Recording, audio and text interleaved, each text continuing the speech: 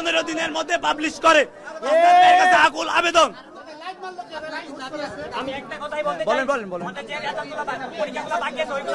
অবশ্যই আমরা সবাই সন্তুষ্ট, আমরা সবাই সন্তুষ্ট, আমাদের দাবি মেনে আমরা সবাই সন্তুষ্ট।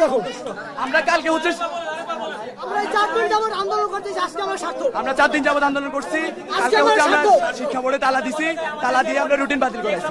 আজকে আমরা শিক্ষা মন্ত্রণালয়ে কর্মসূচি ঘোষণা করছি, সবাই শিক্ষা মন্ত্রণালয়ে শিক্ষারা করার পর আমাদের দাবিটা মেনে নেওয়া হয়েছে, এমনি মেনে নেওয়া হয়েছে। কিন্তু আমাদের পক্ষ থেকে হাসনাত ভাই আমাদের অনেক বড় উপকার করছে, ওনার প্রতি আমরা এইচএসসি 24 ব্যাচ কৃতজ্ঞ, সবসময় ওনার প্রতি কৃতজ্ঞ।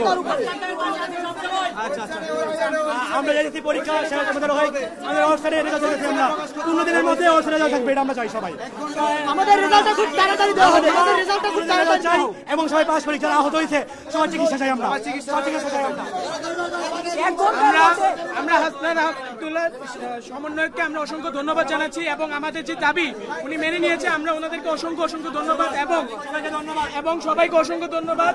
পুরো ঢাকা বোর্ড শিক্ষা বোর্ডে আমি কিছু ধন্যবাদ জানাচ্ছি এবং যারা আহত শিক্ষার্থীদের আছে তাদের বিবেচনা করে বিনামূল্যে চিকিৎসা এসি 24 ব্যাচ যারা শিক্ষার্থী আছে তাদের সবাইকে বিনামূল্যে চিকিৎসা। আমরা হচ্ছে আজকে 4 দিন যাবত আন্দোলন করতেছি, আমাদের উপর অনেক কিছু গেছে। কালকে আমরা শিক্ষা বোর্ডে গেলাম, শিক্ষা বোর্ডে যাওয়ার পর শিক্ষা বোর্ডে তালা দেওয়া হয়েছে, তালা দেওয়ার কারণে কালকে ওনারা রুটিন বাতিল করছে। আর আজকে আমরা শিক্ষা মন্ত্রণালয়ে ঘেরাও করলাম। হাসনাত ভাই আমাদের সাথে ছিলেন, সবসময় আমাদের পাশে ছিলেন, ওনার কারণে হচ্ছে আমাদের দাবিটা কবুল করা হয়েছে।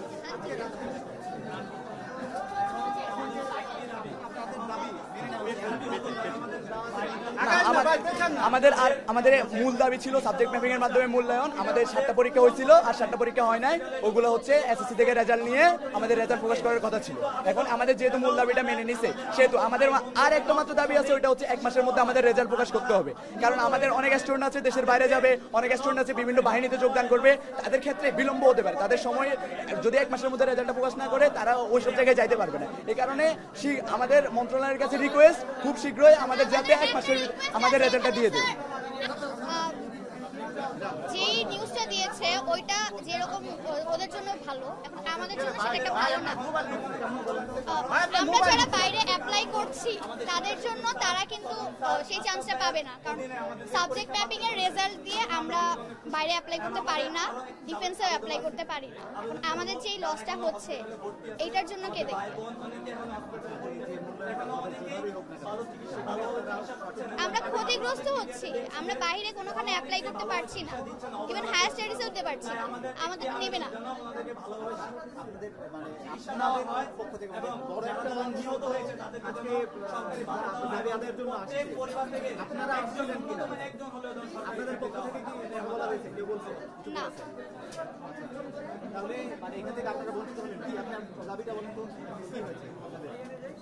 আমাদের দাবিটা এখন দিয়ে লাভ নাই, কারণ ওনারা ওনাদের ডিসিশন দিয়ে দিচ্ছে।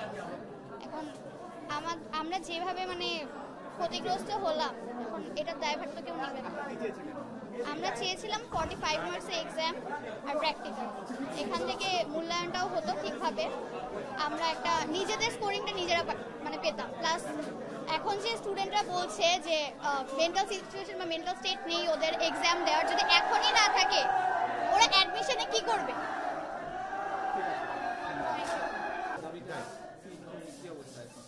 যে দাবি আলহামদুলিল্লাহ আমাদের একটা কথাই ছিল যে আমাদের পরীক্ষা যে স্থগিত করার, আমরা মূলত স্থগিত করার পরীক্ষা স্থগিত করার একটা প্রধান কারণ ছিল যারা আহত এবং নিহত হয়েছে, অনেকে কিন্তু নিহত হয়েছে এই কোটা আন্দোলনে, এবং অনেকে আহত, অনেকের হাত পা নাই, অনেকের চোখ গেছে, অনেকে বুলেট লেগে ওদের অবস্থা। আমাদের একজন বন্ধু এখানে আছে যার অবস্থা অনেক খারাপ, আমরা অনেকেই মেডিকেলে দেখছি গিয়ে, তাই আমরা উপলব্ধি করলাম যে ওদের পরীক্ষা হবে না দেখে আমরা পরীক্ষায় কেউ বসবো না, তার জন্য আমরা সবাই মিলে আন্দোলনে নামলাম।